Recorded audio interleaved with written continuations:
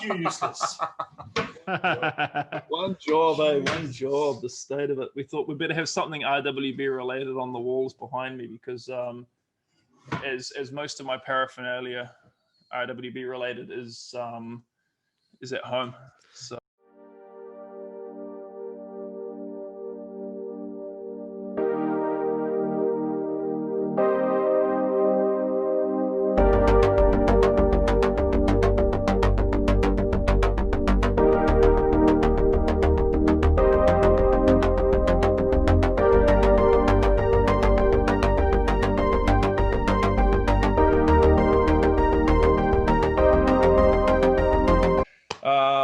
So, hey everyone, my name is Aaron Mai. I am RWB New Zealand, or the leader of RWB New Zealand, and weirdly enough, I'm one of the only partners that does not own their own car. So I've been involved with RWB since 2006, and that was the first time I came across RWB, and then have been more and more heavily involved since. After returning from Japan to New Zealand, Nakai-san and Toshi asked me to establish RWB New Zealand, and I guess the rest is history.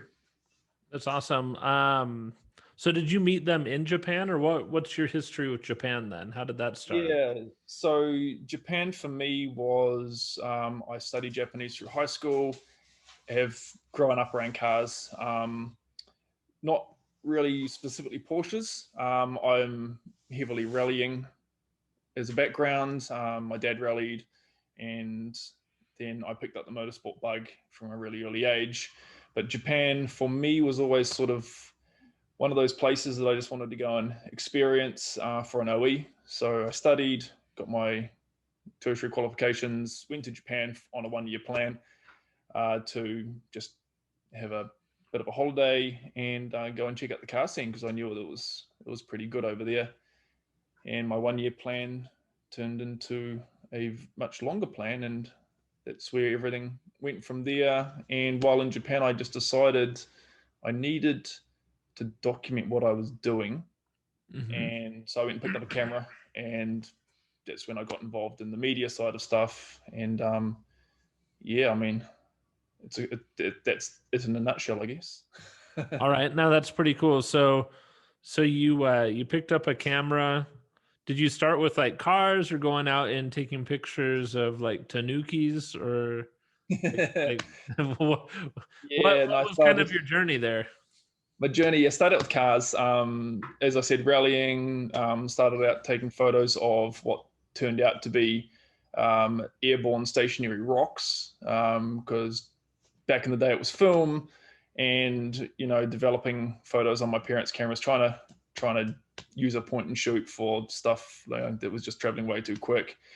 Got the bug, went over, and it was really cars, a bit of the traditional stuff. When I went to Kyoto, you take your typical temple garden shots and stuff like that. I just wanted to document life in Japan, so that I didn't come back with just memories where I had to explain via words. But yeah, 90% of it was cars. If you go through my hard drives, there's not a lot of stuff that's not got any wheels or an engine, pretty much. Well, and at some point it became like a job, or did it stay a hobby the whole time, or kind of what's that? To be honest, it was always sort of a hobby. I mean, I had a 9-to-5. So I'm a teacher by trade. The media side of things certainly did get a lot bigger than I ever anticipated it. I just started out with a little Facebook page, banged up a few photos here and there, and was just really using it to show friends and family back home what I was coming across. I always wanted to be able to do it in some shape or form, like maybe supply a bit of magazine work, see some of my pictures in print, and then it sort of got. I met Luke Huxham. A lot of guys know him for his video work.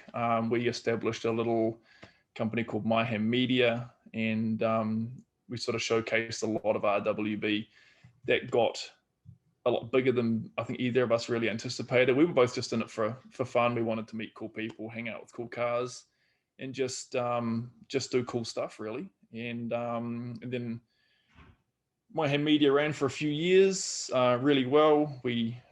And then Luke carried on solo and has, gone on and made some incredible videos for, massive clients, car and non-car related stuff. And that's when I moved back to New Zealand, and then just sort of made another little Facebook page and just rebranded as myself, and carried on. But I brought back with me, years and years and years of RWB related stuff, which is sort of gone into the archives, to be honest. There's not a lot that's floating around on the net. But there is a lot of my stuff from when I was in Japan that sort of got shared around too. Now, but yeah. I thought you mentioned there was a time somebody reached out to you and said, go find one, right? What was that story? Yeah. So after my first little period of time taking photos, I had New Zealand Performance Car Magazine. It was what I grew up reading back home here in New Zealand. And they had a photographer that was going to auto salon but dropped out because they were crook or sick. Excuse my Kiwiisms. And so they asked if I could go along, and I said, yeah, no worries. So I went along, and then they asked if I wanted, to be able to do a Japanese column. And soon after that all kicked off, they literally sent me that one photo that Mike Garrett put up of Stella. It's just in a rocky car park. Nobody really knew what it was. I'd never seen it before. I thought, holy crap, it's pretty cool. Wide body Porsche, wild, massive aero, which, no one had really ever done before. To be honest, it was the aero on that, you go back to the Borsasuku era, but no one had done anything like that. And he basically says, I want to know who built it, I want to know where it is, and I want you to find it. Go and talk to the guy, take photos, and give me a magazine article. And that was the start of me and RWB, I guess. So and that was like, you're thinking 2006, kind of way back when? Yeah. So that was the first initiation. What I hadn't realized actually was just earlier than that, I'd taken a photo of a RWB at Fuji Speedway. It was sitting all alone in the car park. It wasn't as wide and crazy as Stella, but I still vividly remember seeing that, took a photo, and years later, of course, when I got heavily involved, I bumped into that photo again on a hard drive and thought, oh, so it was, quite crazy. But that was the beginning of everything. And as much as I was not the first foreigner there, I mean, there's Mike Garrett, Dino have gone before me, and had a relationship with Nakai-san from a media sort of standpoint.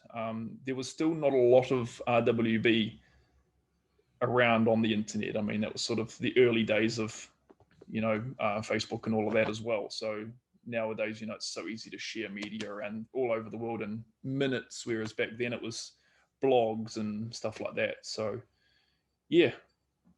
So when you first did that and you went and found Nakai, like what was it like to track them down? Like, how did you track them down? I literally had that picture, and I tasked a Japanese friend of mine with doing a bit of research in Japanese, because I'd scoured the web. I knew it was called, Rauh-Welt Begriff. I knew the name of the guy who built the car was Akira Nakai, and using basically those keywords, they tracked them down. And I said initially, because I was based in Chiba, I said, look, find out how close it is, and if it's down at the other end of the country, it's going to be a no-go. But like a day later, they came back and says, oh, look, the guy is based out of Kashiwa, which was all of 45 minutes up the train line. And so that's when I got in touch, and I sent an email in Japanese, and then Toshi-san came back to me and basically says, I inquired, would like to come take some photos, do a magazine article for New Zealand Performance Car. And Toshi emailed back and says, yeah, let's make it happen. and he came all the way from Kobe on that first time where I went to the workshop to translate and to facilitate and drive an extra car so we could head out, do the pictures, and basically translate all my questions so I could write. Yeah. And away we went. So I was a little bit shocked that it was so close. I didn't really anticipate, a lot of the car stuff was never near where I was living, despite the only thing that was close to me was Aria Mamiya, which is the big rotary tuners. So to have something like RWB that close was quite cool. I was like, yep, let's check this out. And it just, so when you went, was there something that felt maybe more unique, more special to you about that experience? Because obviously, this is your realm. It's something that you've been involved with. You've been involved in tuner cars and all of that. The rally groups, the stories, the background. What was it about this that grabbed you for 14 years? Like you're in it now, you've still been doing it. There had to have been something different. Yeah, it was crazy. Like, because I remember thinking the first time when I was going back and forth with Toshi, organizing, just time to go out and do it. Generally, as a photographer, you like to go out in either early morning or late in the evening when the light's good for photos. And I sort of just initially pegged a early morning. I said, if I was to pop out at 9 o'clock, meet and greet, we'll sit down, have a little chat, and then maybe 10 o'clock, maybe pop out and do some pictures. And Toshi replied back with, no, you can't come in the morning because he sleeps until lunchtime. And Toshi does, or Nakai does. Toshi said that Nakai sleeps until lunchtime. Okay. I sort of thought, well, all right. Now this is against everything that I'd come across in Japan. You're at work at 7 a.m. You don't sleep until lunchtime. And so it was just the whole. It felt like he went against the grain, and I thought that was quite cool because in Japan, conformity is everything for most, but to find an individual who stands out in such a way, so he's not up before lunch, but you're more than, they basically told you, said you're more than welcome to stick around from lunchtime until 4 o'clock a.m., which is when he goes to bed. And I thought, all right, this is interesting. I'm a little bit intrigued, and that caught my attention. But also, as I was really sort of starting out with the photography, it was also kind of, in a way, it was an untapped resource. It wasn't well known. It was, as a photographer, the cars are visually very, very striking. So it gave me something to really practice on, where no one else had really been. So whatever I was able to release, it wasn't a case of, oh yeah, seen that, whatever, we'll flick on. So that was really good. I sort of felt like I'd hit a little gold mine. And after that first meeting with Nakai-san, it was everything in Japan leading to that, Liberty Walk, Rocket Bunny, just any garage I'd been to. It was a case of, thanks for coming, send us the magazine, catch you later. There was never any, there was no follow-up. And I remember when the day he finally finished that first shoot that I ever had with him, he said to me, he says, feel free just to come back when you're bored, or if you want to take some more photos, or if you just want to hang out, he says, just give me a call, here's my number. And oddly enough, the next day, which was a Sunday, I actually woke up and thought, there's nothing going on. And I enjoyed yesterday. The weather's good. Maybe I could just, go out and watch what he does, because I was already hooked after seeing Stella, and he'd just finished Royal Montego Bay, which was the first 993 kit that he had ever made. Mm-hmm. And I thought, I just want to see how this all happens. So I just called him up and I says, what are you doing? He says, nothing. He says, you bored? I says, yep. He says, I'll come out. And so I went again the next day, and I pretty much spent every weekend for the next number of years that I was living in Japan at the workshop, really. So there's just so much that draws you in. How often, so you went and kept doing that for a couple of years.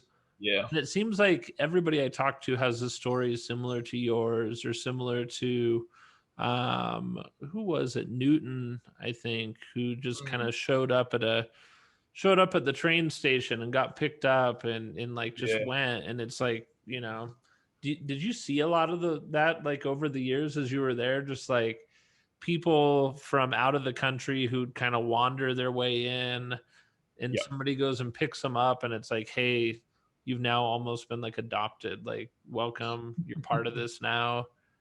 You're never, it's like becoming vampires or something. Like everybody gets like initiated into this thing. Yeah, it's crazy. The weird thing about RWB is, unlike all the other garages, you'll find Liberty Walk and Rocket Bunny, all those things out in the industrial areas, whereas RWB is literally nestled in the middle of a neighborhood. It's a standalone little workshop, and when you Google it, you find it on Google Maps, and you think, nah, it's not right. And I thought that at the same time as well. I had the address and got off the train and wandered my way down the streets. And I was like, I'm in amongst houses. There's no way it's here. And literally right at the very end, you turn the corner and there's just a car park full of Porsches. And it was kind of a hidden gem. It was quite hard to find for a lot of people, or a lot of people were like me, skeptical as to where it was. But as time's gone on, yeah, you'd be there and you'd just be like five foreigners randomly show up, backpacks and cameras, and just standing out in front of the roller door with their mouths hanging wide open, looking around and taking photos. And I mean, in the early days, Nakai didn't speak any English, hence Toshi was translating and helping him with all of that. But nowadays, his English is incredible. How has he learned it? To be honest, he's never studied it. It's kind of like the car language. It's universal. There's a lot of stuff, the whole katakana English thing. Intercooler is intakura. It's pretty universal. And he just picked it up by traveling, by using it. That's how he's picked up his English. He's never sat down with a book or anything. He hasn't got time for that. He's a hands-on kind of guy. And, every time I meet him, he's more and more fluent than he was the last time. And I'm pretty surprised, to be honest. He's done well. Yeah, he is he basically working from like noon to 4 every day? Does he take weekends? Like, what does he do when he's not working? Yeah, it's a different world now because he's building internationally so much. He tends to run on much more of a normal schedule. So it'll be, like say a 10 till 5, or he does. A car used to take a month. It used to be a case where in his own workshop, he would work from 12 o'clock until 4 a.m. because the phone was always going. There's always people dropping by. So he had half the day where he was available, but that morning he would sleep, and he would transfer the morning through to the night so he could work undisturbed on his own with just the music going in the man cave. And because a lot of the time he wouldn't build. Nowadays you can tell him what wheels, kit, wing, fenders, and everything that you want, whereas back in the day you actually dropped the car off and you only got a call when it was finished. So he would sit down with you over lunch, look at your personality, ask you some questions, and he would build a car for you based on how he saw your personality. So the crazy hours of how he used to build are kind of gone. Now that he's, flying in other countries, he just works to everyone else's schedules. But when it was just him in the workshop and the Japanese customers before he went international, it was very much his own schedule. Crazy hours. Was the pricing the same back then? I mean, I know pricing's gone up, but was it like, hey, I'll charge you this much. Your car might come back with a wing on it.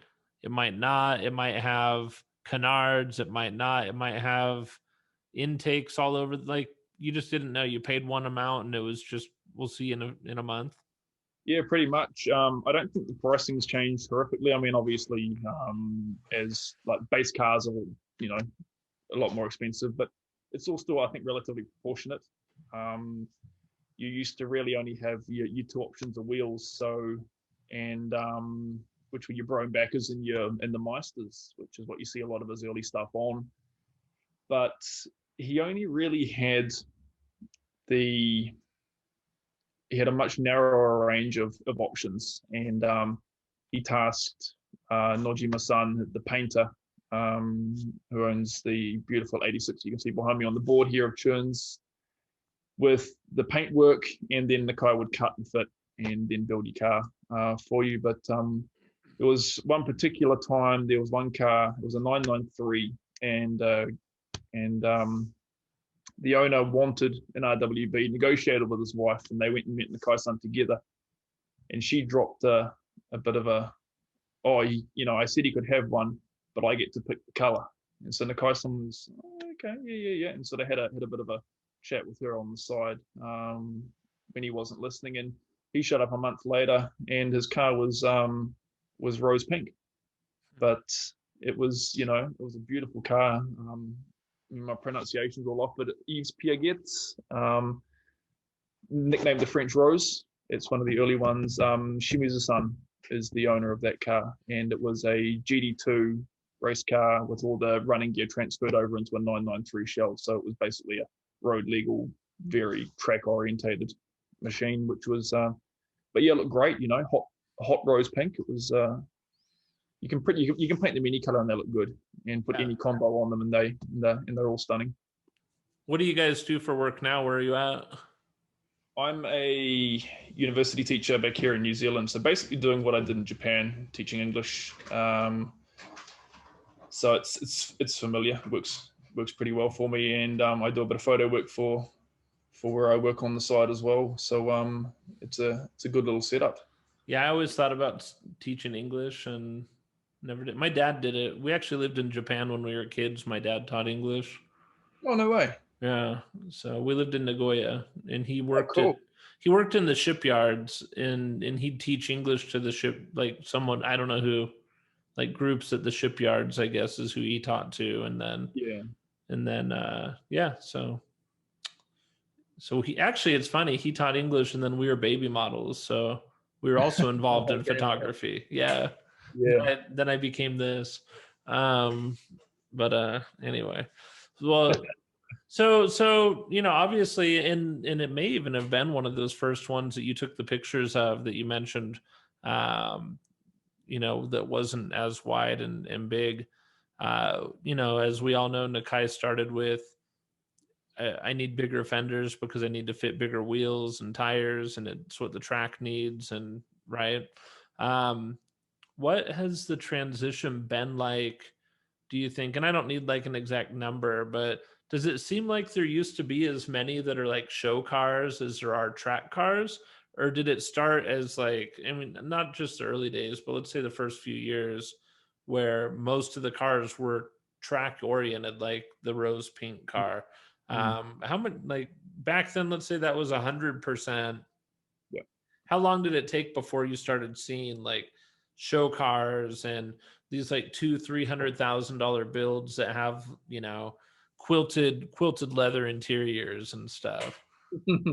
It's funny because to be honest, none of the Japan cars really. I mean, there's probably a couple that escape my mind, but certainly the way that we look at all your quilted interiors, and where Nakai was all about the exterior. He was always able to engine modify, but yeah, like all the crazy seats with embossed this and embossed that, and carbon dash with a logo, blazed in here, and gauges with our RWB logos that light up. That's only ever appeared since it's gone overseas, and that's really where it evolutionized and it's changed, because obviously everyone is familiar with idlers, and basically anyone in Japan who ever had an RWB built would end up at idlers. So the cars, there really was not any show cars in Japan per se. I mean, there was always some beautifully clean ones which passed off as a show car, but every single RWB that was within 2-3 hours of the workshop ended up at a racetrack, and they all got raced and really driven. The Kai, he always said in the early days, he's not about building ornaments. He wants them all to be driven hard and used and appreciated, not to end up sitting on a show at a stall or anything like that. He wants them all to be driven. So the whole show car thing has really come about after everything went international. That's when that all sort of really kicked in. How much of that do you think, let's say in that same vein, and we're just chatting, so it's not, there's no right answers or anything, but I'm just kind of thinking about it. I wonder how much of that led to the amount of like flipping the cars, and how many people, right? It's like, hey, wow, your car is really nice.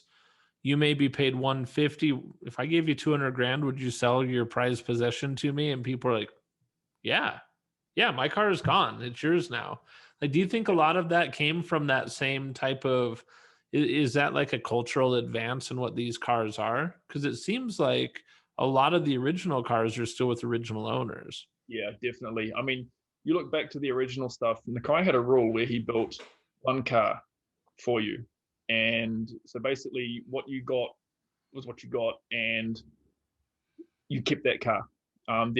You didn't sell it on. I mean, obviously there's always been certain situations, hardship, loss of jobs, things like that, where owners have ended up selling on. But under special circumstances, Nakai would then build a second car for them. But it was very, very rare for that to ever happen. Like you say, a lot of the cars, especially Japan-based cars, are still with original owners and always will be. So, I mean, I can't sort of comment on obviously certain people's situations. The cars have changed hands for sure, but yeah, I think nowadays as styles change, some people may have built their car in a certain style, which at the time they loved, and then later on, as RWB has changed and new kits have come out, new options, arrows, some people have decided, oh, I really love this new setup, and then they may on sell their car. And obviously, there's works of art. There is profit to be made as well for some. Because I mean, it's not like you can just buy them. I mean, once Nakai stops building, they're all limited edition. So everything has, yeah. So even if you paid 150 to build it, you could easily flip it for 200 to the right person too. But Yeah, some people just don't want to wait. yeah, true, exactly. And it's a shame to see them change hands. But like I said, we don't always know the situations that surround that. But yeah, a lot of the cars, well, back in the day, yeah, if you flipped it on, and that was sort of it. That was your one car. Yeah, but and that's the other thing, kind of on your thing, right? Is like they're built for, the most of the original ones are all like race cars and not track, or not like show cars. And it's Yeah, funny because I get a lot of questions why I would be building this as a Targa, right? Because Targas are like almost as far as you can be from like like a really pure track car. yeah, And definitely. I mean, the guy always sort of says, obviously he runs a lot of track stuff. Back in the day, obviously it was Stella, Rotana, and all of his, enduro cars.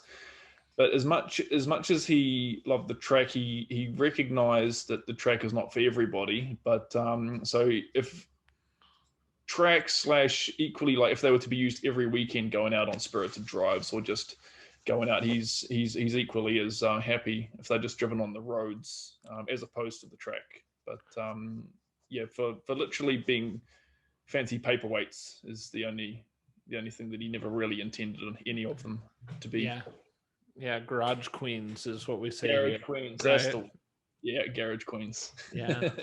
Yeah, no, that's interesting. So in the past, did you ever know Gary from Yeah, yeah. the So it's UK? really funny because the day that I had my first shoot and I went to RWB, Gary was there tuning the Royal Montego Bay. So at the time, like I walked in and we sort of glanced and like, oh, hey man, yeah, what's up, sort of thing. Not really knowing who each other was, and it was only down the track that we realized as we met years later that oh, you were that guy that was there the first day that I actually showed up at the workshop. And as it turned out, that was Gary's first time at RWB, and it was also my first time. So that Huh. was pretty funny how it all sort of worked out like that. So yeah, no, I'm very close with old Gary. He's a good dude. Yeah, so he's probably like my first real connection to anybody in that group, I would say also. So that's unique. We share that with old Gary. He'll probably see this eventually. Hey, Um, Gary. we had met like through Instagram, I think like 10 years ago or something. Yep. Yeah, something like that, maybe 2010, somewhere around there. And I do art, and he was on my art Instagram, and I don't know how we started talking, but we started talking. And then maybe like 5 years ago, we talk a little bit about the RWB stuff, but it really wasn't a reality for me. It was kind of a pipe dream for me at the time. Like it wasn't something I could do. Um, and then maybe like 5 years ago, I was in, where was I? Like in Anaheim, I think, or LA. I was in LA, I think, for work. And like Gary and I like totally didn't know each other, and we had a blind date, and we went and got lunch. It was pretty fun. Yeah, no, but we just sat and chatted, and it was cool because he was kind of my initial I don't know, like advocate to the brand or something, like Mm. ambassador for what RWB is. Yeah, And definitely. but I've definitely seen that his persona and his attitude is really reflected with everybody who I run into, right? Like you remind me a lot of him. Churn reminds me a lot of him. As I meet owners and different kind of ambassadors, like everybody has, I don't know what it is about it, but there is definitely something that runs through everybody's veins. Like I don't know if it's something that gets tapped into that exists with everybody before and then it like exposes itself, or if it's something that like assimilates, right? And people kind of become like part of it. But there's definitely commonality between owners and people kind of involved in the Yeah, family. definitely.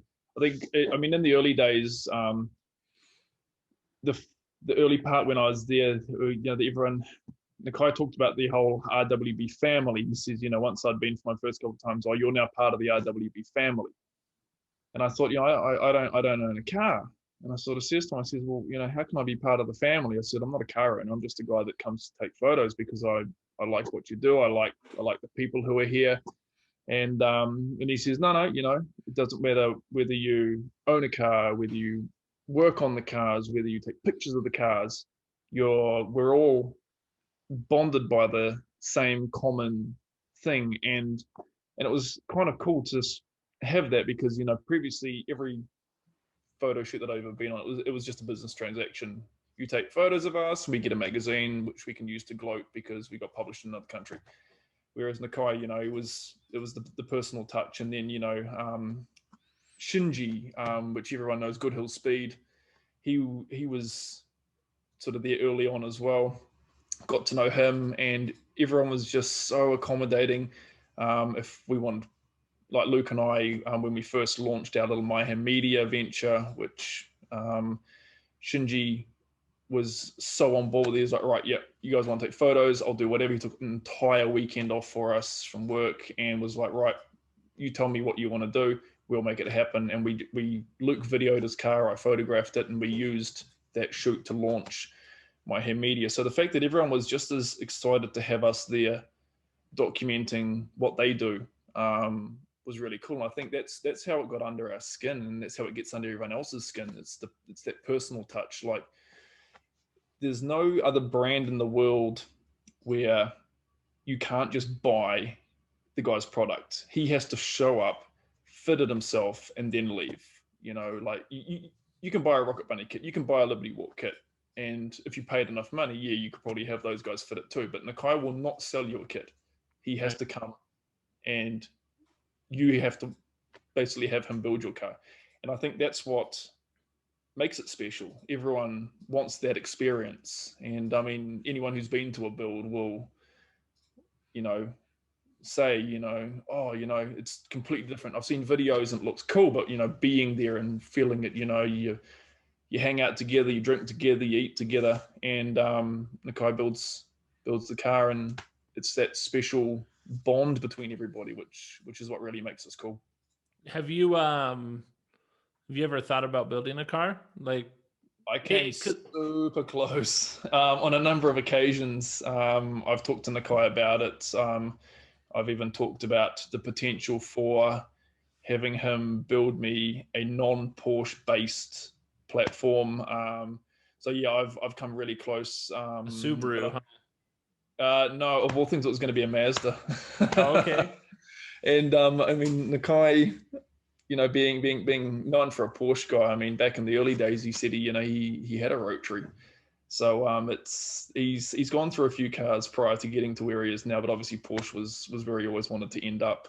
Yeah. But once the base car prices went crazy,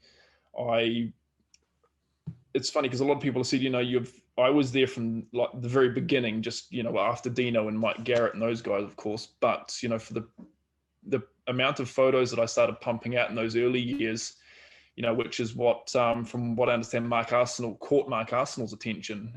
I've kind of vaguely remember him DMing me on Facebook and being like, "Hey man, I've seen these photos. What are these things? What's the deal? Can you put me in touch with somebody? Like, can I get one?" Yeah. And so I put him in touch with Toshi, and then Pandora One showed up later on, and obviously then he established RWB USA, etc. And it's like, for the experience that I've had personally with Nakai-san, is very different to probably the experience anyone else has had as a non-owner.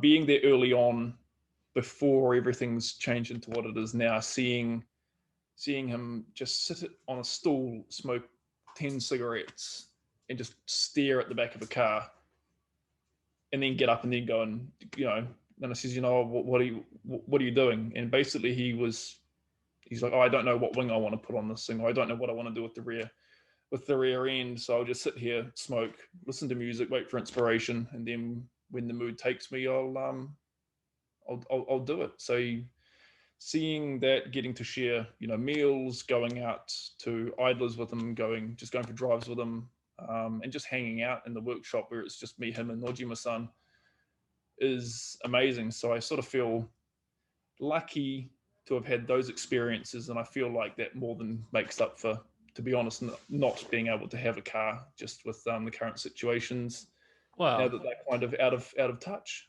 no, and I totally get that, and I didn't ask. So hopefully, I didn't ask that in like any kind of judgy way, right? Like, No, not at all. I got lucky on my car, to be honest. Like especially Targas in America, Targas have this year probably gone up 20% in value, maybe 30 Yeah.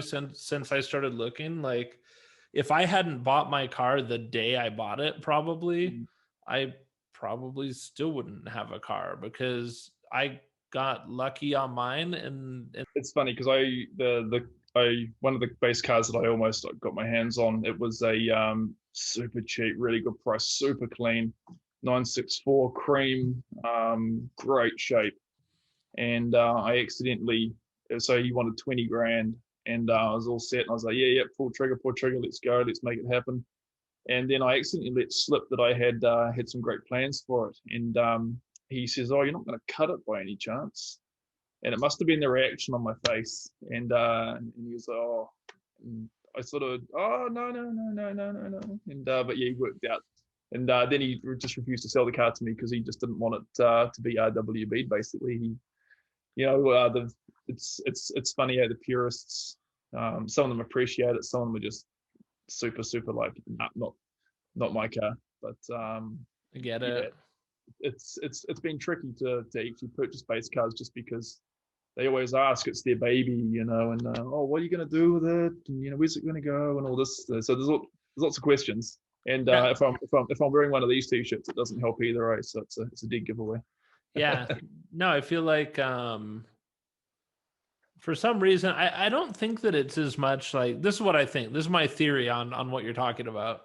I don't think that it's so much like that people think that there is rare. That's what everybody says, is like it's rare.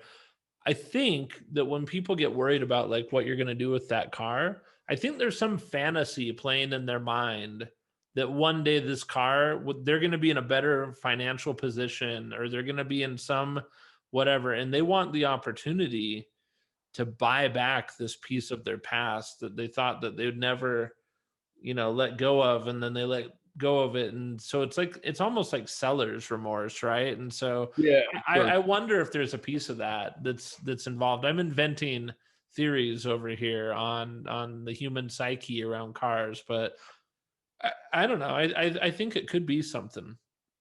For sure, for sure. I mean, yeah, I mean, everyone talks about their first, tuning car, or even just their first car. If I ever had the chance to buy it back, I'd do it in a heartbeat, sort of thing. And when you spot it on Yahoo auctions or whatever the local thing is, and you see that car again, you think, oh my goodness, and there's that urge to buy it back, no matter how much it costs. It's that nostalgic, yeah, Yeah. So piece of my past. have you traveled much with this? Have you gone around and done any builds with Nakai, or done any of the international? I've done two builds in Australia. I did went to Churn's build and I went to Charles's build. But those are the only international builds that I've been to. But I've obviously witnessed dozens of builds through Japan. I would have loved to have traveled to a lot of the international ones, but just being in New Zealand, we're a little bit further from the rest of the world. If I were a little bit more central, it would have been a bit easier. But being right down at the very bottom, Yeah. it's a bit trickier.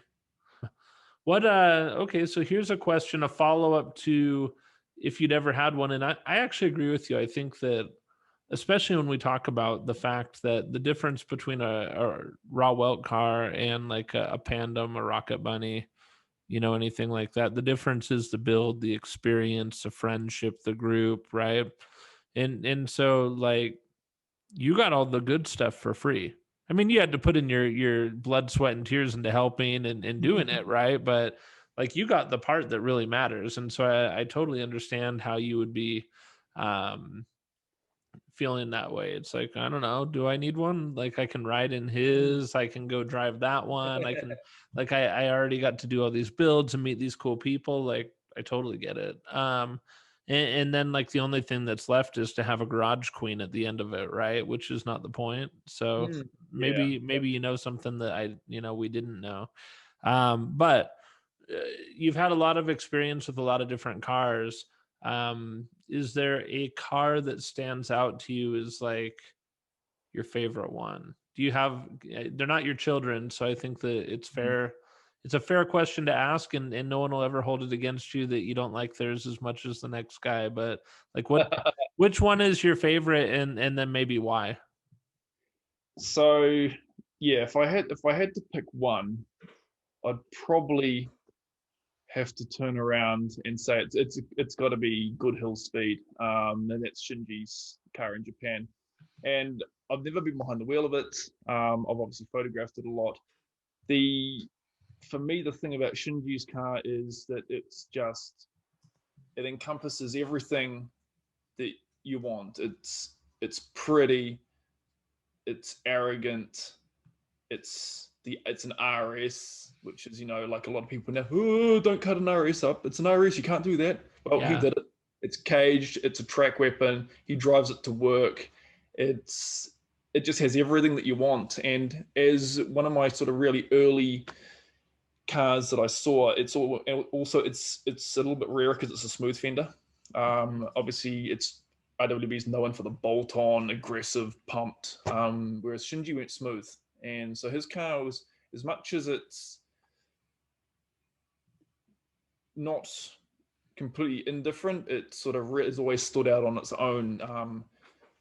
Now that Nakai's built as many as he has too, there's like the color combos, the wheel combos have been replicated just naturally through the number.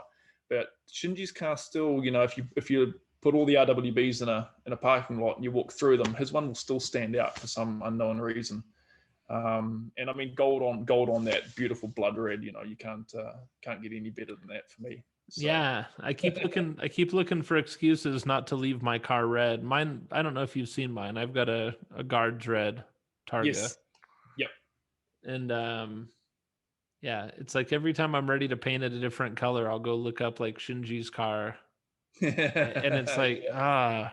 so you kind of what is the word? I guess broker in or represent RWB New Zealand. Hmm. What is the process like? Is there a shop there? Do people just email you and you kind of help get the kits here and help them with organizing everything? Like, what is that like?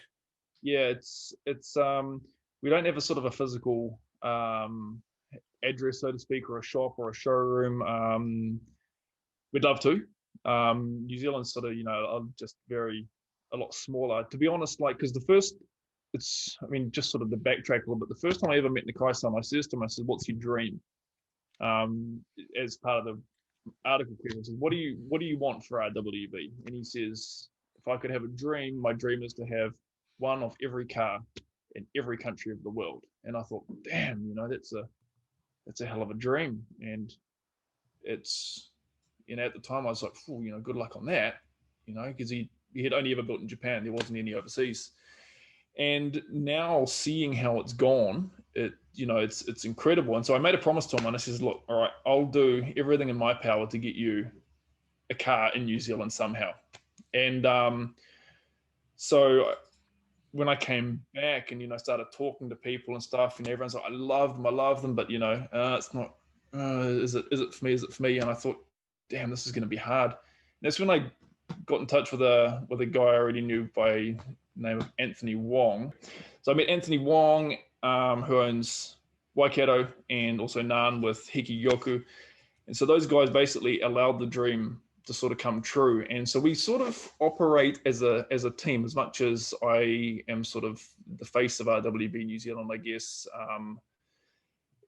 It's a team approach. And so Anthony and Nan, support everything I do, and I help them and so forth. So when we have a build come in, I liaise with Nakai, or they can also liaise with Toshi, as has happened in the past too. And we get the kit sent in, and rather than having a home base where it's built, we offer up, they can have it at their house, they can have it at it can happen anywhere in the country, basically, and we will just travel and facilitate and help with anything they need, which is kind of cool, because our first build happened at my buddy James's house, in a helicopter hangar, in the middle of nowhere, secret build, no one knew about it. Well, they knew it was happening, but no one knew where it was happening. So Nakai was able to not have to stay in a penned off area. It was just close friends, family sort of thing. And we just made it as much of a holiday as we could for him. And then round two, when he came back, the first build was a double build, so it had both these cars at the same time. Then when he came back for number three, which was Nan's second car, the convertible Asher, Nan just had it in his workshop of his own workplace, which was equally as cool. So it adds a different dynamic every time. So some builds have happened at people's houses, some builds have happened at like obviously in America, the Jack Daniels factory build, with Tate's car and so on. I don't think I've even seen that one. I've never even heard of it. Yeah, I think it was from memory, correct me if I'm wrong, the Martini car. I think I got it right. But yeah, it's very, very cool to not be. Yeah, I'll look it up. Showroom, we're able to just basically do it anywhere. So yeah, and as a small place, I to be honest, I never expected we would get more than one.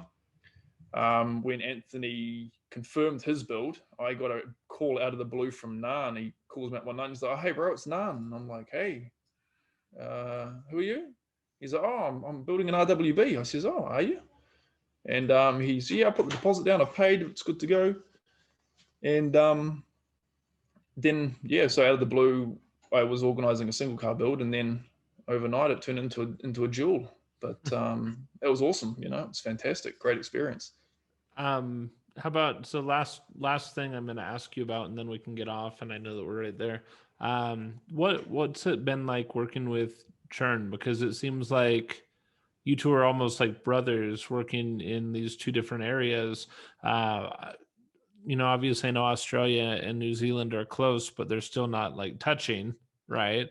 So what was it like, I guess, when you first met him, and then maybe talk to me about his like movie event, what that was like from the New Zealand perspective, getting the call to say, "Hey, we should ship all the cars here," and maybe talk to me about that. We'll finish on that. Is that fair? Yeah, that was crazy. Yeah, the whole logistics of, we had 3 cars at the time, the idea of putting them all in a container and shipping them to Aussie to be a part of Churn's movie premiere, that was pretty cool. Like Churn obviously cut our lunch to being the first Southern Hemisphere build. I always was like gunning to get New Zealand on the map first, but it never quite happened. Yeah. But yeah, it's been really cool. We got a message from Churn saying, "Hey man, I'm building a car, and come on over." So I went to his build, and then of course that followed on, built the relationship from there. And I guess it's kind of like being the only two sort of countries sort of down this far. They're our closest neighbors, so we've always had a pretty good relationship running with Churn. And he's been such a visionary, bringing out the movie and really pushing books and just everything like that to document what RWB is about. Only so much can happen through a Facebook photo, which is what I'd done prior. I've written articles and stuff for magazines, but to put Nakai-san's work into like a beautiful book that sits on a coffee table, or a film that you can sit in a cinema, it's not just a YouTube video sort of thing. It just brought a whole new perspective to what RWB is. And obviously a lot of it's his personal journeys through the car, through idlers, etc. But yeah, it's been really cool. We've had a lot to do with Churn, and just when I put up a photo from like the old times, and he's like, "Oh my goodness, send me the high-res photo of that." So bang it across in an email, and it's nice to have people who understand it sort of as much as I do. As well, because a lot of times when I'd come back on holiday while I was over there, I explain these things and I explain what I do with Nakai-san and hanging out with them. People are like, "Oh, cool story." They just didn't sort of get it. So to have someone who understands it and is sort of deeply involved in it, as I have been for like the last however many years, is also really cool. It's so hard to be so hyped up about something and tell someone and they're like, "Oh yes, sounds cool." So yeah, no, I totally get that. And yeah, it's a bummer. Well, eventually one day I do want to fly down there, but I don't know. Maybe I'll meet you in Japan. That's a good mid. Yeah, meet in Japan, and then we'll have to take New Zealand off. Hey, we've got some of the best driving roads in the world, and we've got cars down here. So I'd move to New Zealand if I could. My understanding, it's really hard to move to New Zealand for outsiders. Isn't it pretty hard to get to buy property there and start a life? It is getting predominantly more difficult, but yeah, there's I'm going to send large buy-up of assets in the last few years, so they've sort of tightened all the strings. But hey, for a holiday, if you want to bowl down for a few weeks and just come and drive from top to bottom in an RWB, we can certainly make that happen. Hey, that sounds really fun to me, actually, because New Zealand looks amazing. We have a great country. America's great. We have tons of cool stuff, but I really want to go to New Zealand, so it is on the list. It's just like RWB, man. It gets under your skin. And then once you visited it once, it's like you've got to scratch the itch. All right. Well, anyway, I really appreciate it. It's been awesome getting to know you again. I am looking forward to coming down, and we're going to drive from north to south New Zealand in RWBs, and maybe we'll do like a 1 week documentary or something, just the drive. We'll make a little movie. Absolutely. Definitely. Yeah. But just make sure you come in summer, because it's pretty crap through winter here. So, well, as long as we make a good enough movie, we can make all the Aussie guys ship their cars to New Zealand for our premiere. Yeah, absolutely. IMAX, here we come, baby. Perfect. Well, thank you again. I appreciate it. You're very welcome. Not a problem. Right. Have a good night. Cheers, mate.